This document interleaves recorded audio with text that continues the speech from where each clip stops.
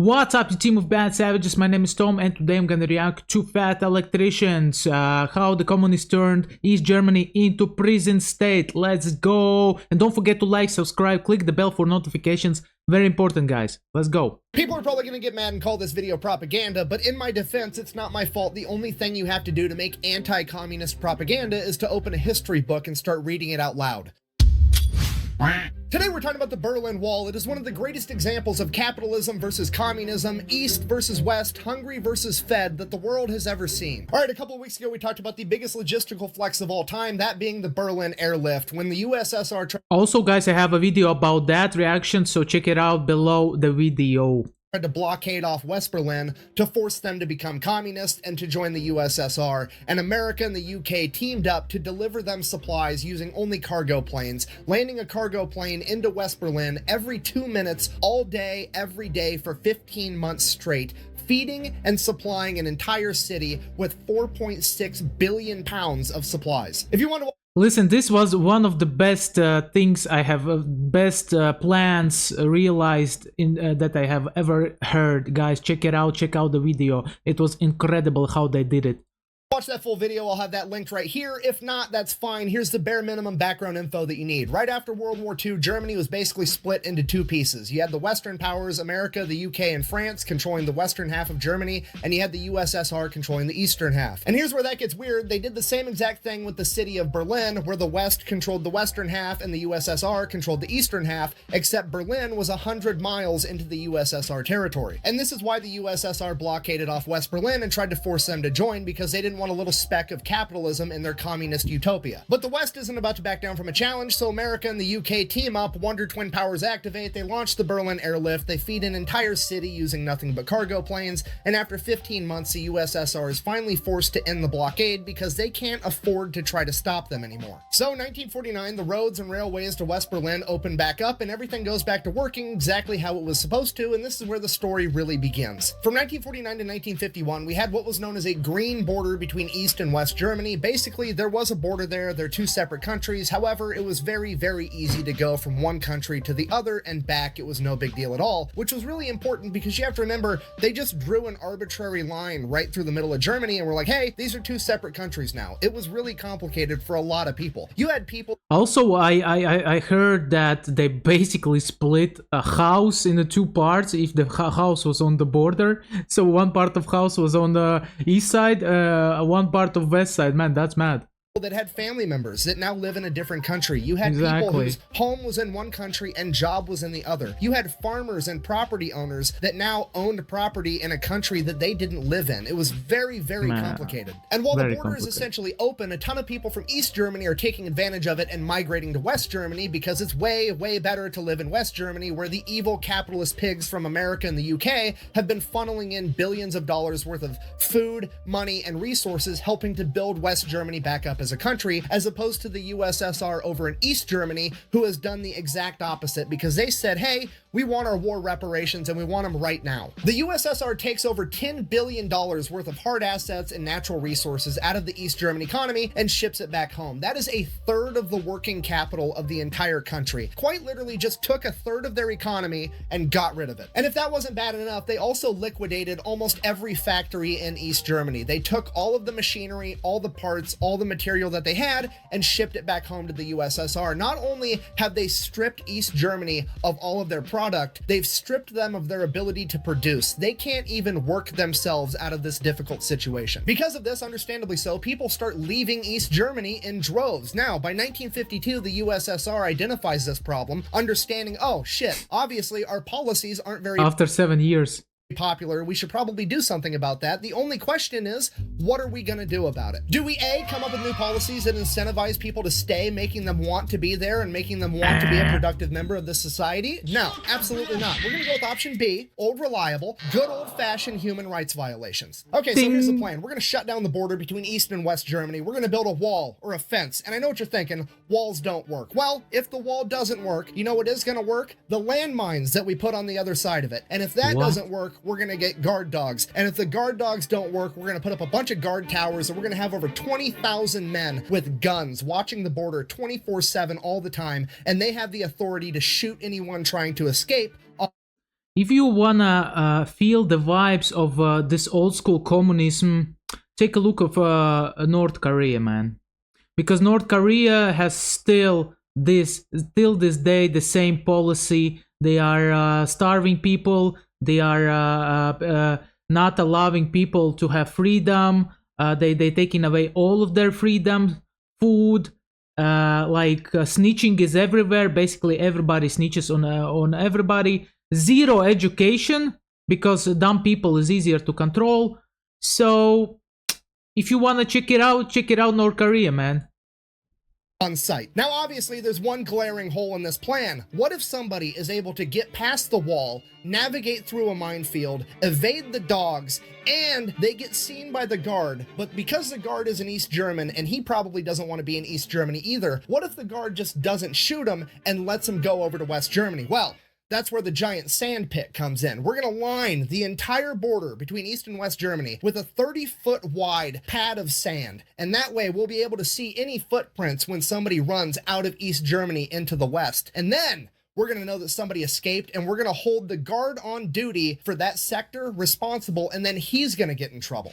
Buh! Having a very secure border isn't a human rights violation. Buh! Well, right, when you're using it to keep people out, but when you're using it to keep people in, it's absolutely a human rights violation according to the Universal Declaration of Human Rights. Let me just read that for you. Article 13, Section 2, quote, "Everyone has the right to leave any country, including his own, and return to his country," end quote. So yes, turning an entire country into a prison and refusing to let anyone leave while you oppress them is in fact a human rights violation. However, to be completely intellectually honest, I do have to tell you that the Soviet Union is one of only 3 nations that refused to sign the Universal Declaration of Human Rights, and they refused to sign it specifically because of Article 13, Section 2, which I just read. Also, the whole system holds on that. The whole system holds on fear. My apologies. My parents grew in Soviet Union. My grandparents and even my grandparents were my grandparents, not the grandparents.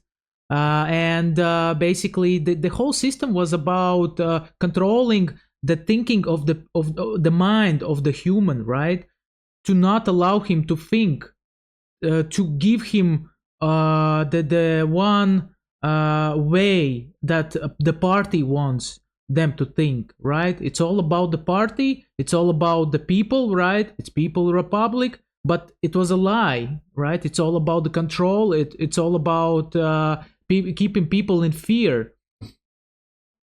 To you. They basically said that they would only consider signing it if this was added to the end of Article 13. Quote, "In accordance with the procedure laid down in each country," end quote. They were unanimously declined because that would ruin the entire point of Article 13, which would basically just mean that, you have a human right to leave a country unless that country tells you you can't. So what's the point of even having that as a human right? So the border is pretty much completely shut down. The only exceptions to that are the fact that you can apply for a visa to leave East Germany. However, it's very expensive. You get interrogated by the government, and the only people to actually get these visas awarded to them are people that are working on behalf of the Communist Party, or somebody that is obscenely rich and is for sure coming back anyways, which seems like a weird hypocritical policy for a communist regime whose ultimate goal is to have a moneyless, classless society where everybody is treated equally to have, but whatever. And then of course they have to allow travel from West Germany into West Berlin, and to do that there's very, very strict routes anybody traveling from West Germany to West Berlin has to take, and they have to go straight from one straight to the other, and they hit multiple checkpoints along the way. And this is and also, let's not forget, it's not possible to make it like communist thought, to have everybody have everything equal. It's not possible. This is not the human nature. There will be still leaks in the system, and major leaks in the system. And one of the reasons why the union collapsed was, these leaks of the human nature, in my opinion, of course. I'm just saying my opinion. I might be wrong, guys. But in the same time, people like to be free. People like to have opportunities to grow. And it's very hard, not to take advantage when you have opportunity to take advantage in the communism system, right? Because it's all about the money, status, surviving, and food, and bringing best to your family or best to yourself, right? In human nature, as I see it, it's a part of it, big part. So yeah, Extremely important because it opens up the Berlin loophole, because Berlin, the city that's 100 miles into communist territory, has that little speck of capitalism in it, and there's no border between West Berlin and East Berlin. So you can literally just walk from East Berlin right into West Berlin, and it's not an issue at all. So that becomes the only way to escape East Germany. People travel to East Berlin and then simply walk into West Berlin, and then they catch a car or a train or a bus from West Berlin to West Germany, and then they never go back. And between 1952 and 1961, somewhere between 2 and 4 million people do this. Bear in mind, East Germany only has a population of 17 million. That's over 20% of the population walks into West Berlin and never comes back. And of the people that did leave, they were disproportionately young, highly skilled, highly intelligent people like doctors, lawyers, skilled tradesmen, engineers. And because of this got the nickname the brain drain. So in 1961, the USSR is like, oh shit, this is a humongous problem. All the young, smart people are leaving. We got to do something about this. Should we, I don't know, incentivize highly successful young people to want to stay here? Nah. Break out old reliable, more human rights violations for everybody. So August 13th, 1961, in the middle of the night, a bunch of East German construction workers and cops show up with guns, and they put a fence all the way around West Berlin. Not to keep the West Berliners in, but to keep the East Berliners out. And East and West Berlin at this point in time were still very much intertwined. There were people that lived in the East and worked in the West and vice versa, and there were people that had family members on one side. Just imagine you go to work, you come back, there's a wall, you cannot get in, you're like, oh my gosh, what is this? I cannot even imagine this, guys, because like I'm from 1992, right? I was born there. I lived in the peace times, but those times were crazy, my gosh. Or the other side, and there were people that owned businesses and property. There were people that were seeing relatives and got separated from their families, and they weren't allowed to get back on the other side of the wall. There were literally thousands of people in Berlin that woke up one day and it was just like, congratulations, you just lost your job, you just lost your property, you lost your business, you're now separated from your family. Because of this, people started trying to break into West Berlin, or they were breaking out into East Berlin to get people and bring them back into West Berlin. At first it was easy because it was just a fence and you could cut your way through it or you could scale it, but that fence rapidly turned into a 12-foot high concrete wall. And then when people started bringing ladders to scale over the top of it, they added a gigantic round metal top to it so there was nothing to grip and pull yourself over. And then they added barbed wire and guard towers and guards that were allowed to shoot you on sight and turned it into a full-on demarcation line around West Berlin. And that is when the escape attempts got incredibly creative. One of the more popular ones at the very beginning was that somebody from West Berlin would remove the gas tank from their car, and they would just have a little 1-gallon jug for gas, just enough gas to drive into East Berlin, pick somebody up, and drive back to the West. And the person would be strapped up underneath the car where the gas tank was supposed to be. But then the communists figured that out, and then they had the guards at every checkpoint before a car could go into West Berlin. They would take a flexible metal wire and shove it down into where the gas tank should be to make sure it was in fact a gas tank. So then that plan was out. So one guy decided he was going to take his BMW Isetta, cut the roof off, and then he was just going to drive right underneath the checkpoint going full speed, and he was going to duck, and that's how he was going to break into West Berlin, and that's exactly what he did. And because of this, the East Germans added spike strips and barricades to every checkpoint. Every time somebody escaped into West Berlin, the communists fixed however it was possible. They made it more and more difficult, and the escape attempts got more and more creative. Some of my Yeah, you just challenge people more by that, you know. People, if they wanna break free, they gonna break free, man. It doesn't matter how much you're gonna hold them down, they gonna be free. If you're a free soul, man, nothing's gonna stop you, that's for sure.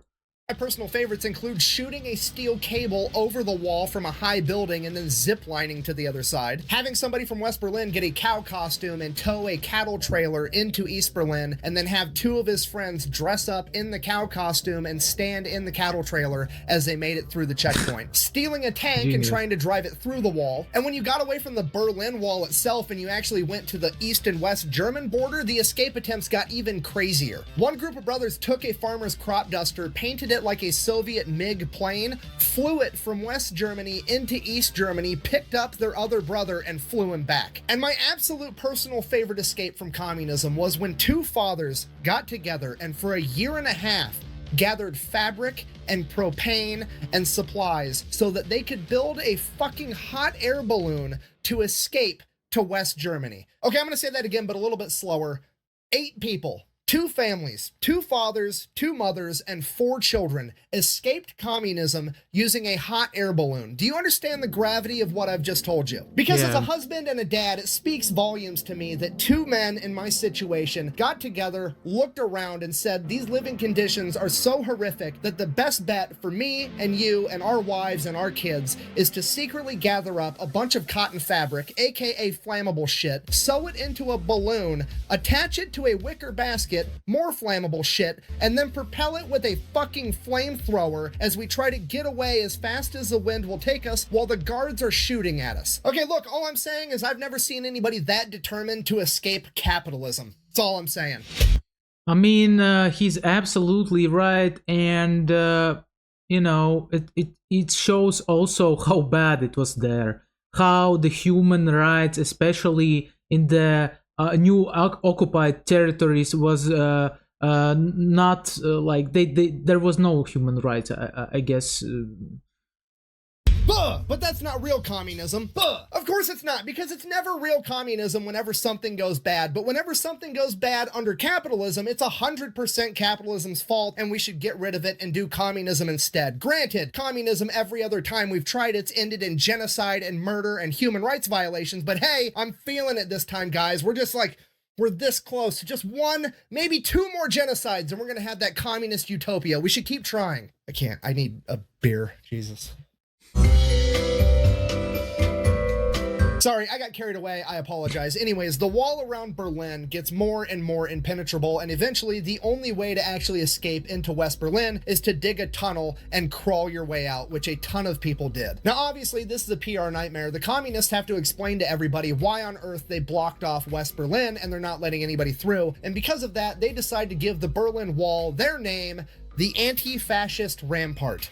Fascism, obviously referring to Nazis, which makes this, I believe, one of the first historical appearances of the unfortunately still prevalent line of thinking that anybody that disagrees with me or how I live my life or my politics must be a Nazi. Yeah, that was the official stance of the Soviet Union, basically accusing every Western power of being a fascist regime and saying they built the wall to, quote, protect against fascist elements conspiring to prevent the will of the people, despite the Yeah, of course, because there should be a main reason, a main enemy, and we just won the Second World War. We won fascists, right? And let's now make people think that our enemies are fascists again.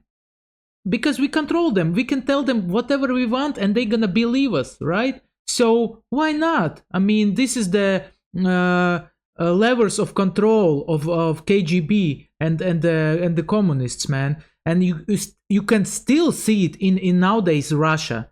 Some of these control leverages that former KGB people are using, because Putin was a KGB agent back in the day, for people who don't know. The fact that the apparent will of the people was to leave their communist regime, but whatever. Just excuse me one more time. I'm so sorry. I just have to Google something real quick. How to recognize a cult.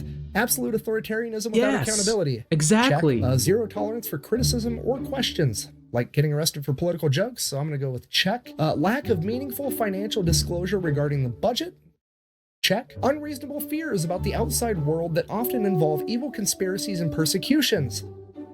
Check. Okay, sorry. Anyways, back to the video. Despite all the propaganda saying the Western world was literally just a bunch of Nazis, most people in East Germany didn't buy it, and a ton of them still tried to escape to the West. Over the duration of the Berlin Wall, over 100,000 people would be captured and imprisoned for either telling political jokes, criticizing the government, or attempting to escape. In just a couple years, by 1964, these political prisoners were starting to stack up really quickly, and the USSR had to do something about it because it was costing them money and the prisons were full and they had to get rid of all these people. So I mean, what's a communist regime to do? Well, that's easy. We've got all these prisoners that we don't want. They don't want to be here. Let's ransom them over to the West. And that's exactly what they do. They ransomed 33,000 political prisoners to the West, and the West paid on average 4,000 Deutschmarks per person. I say on average because it wasn't a static price. The USSR put different values on different people based on their skills and job set. For example, a general laborer might only bring 1,800 Deutschmarks, whereas a doctor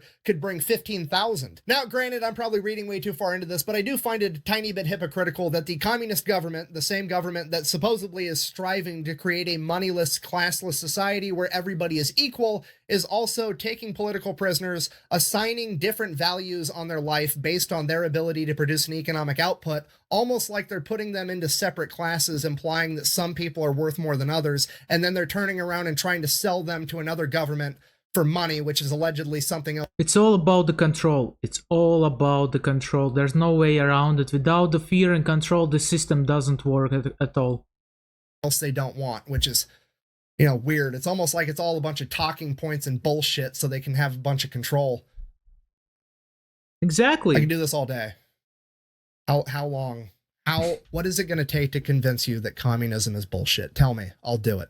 Your Honor, I object! And why is that, Mr. Reed? Because it's devastating to my case! Overruled. Good call! In addition to the 33,000 political prisoners that the USSR essentially auctioned off for money, they also agreed to release 215,000 East German citizens for the low price of 2.3 billion Deutschmarks. Between 1945 and 1989, over 600 Germans were killed either trying to cross the border from East to West Germany or from East to West Berlin. And that is considered to be a very low, very conservative number because the USSR didn't want to release the actual numbers or admit that they'd killed anyone, because every single person they killed trying to escape communism was a huge political hit to them. Which raises the question, what happened in 1989? Well, that's the best part of the whole story. By 1989, the Soviet Union was going bankrupt. They were beginning to crumble. They were losing their sphere of influence, and more civil unrest started to occur. And by November of 1989, in East Germany, there were protests, people demanding that they had the freedom of speech, the freedom of expression, the ability to critique their government without getting arrested, and most importantly,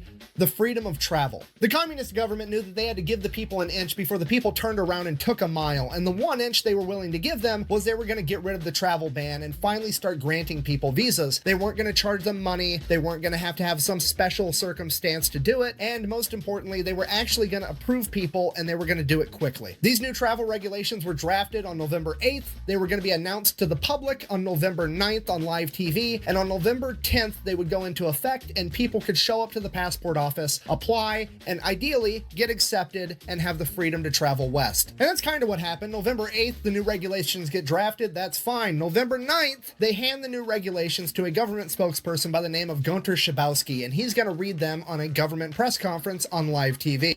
This guy's skin color doesn't look very healthy, I would say. He didn't have time to read through all the papers. Nobody took the time to explain it to him. So on live TV, he just kind of wings it. We'll do it live! He reads off what he thinks is important, which is just, here's the new rules that we're living by. And everybody's like pretty happy about it. And one journalist asks, when does this go into effect? And Gunter, not having time to have read through all the papers, kind of shuffles through them real quick, looking for an effective date, and which he doesn't see one. It's there, he just doesn't see it. So he just kind of shrugs and he's like, as far as I know, quote, immediately, without delay. Das tritt nach meiner Kenntnis ist das sofort.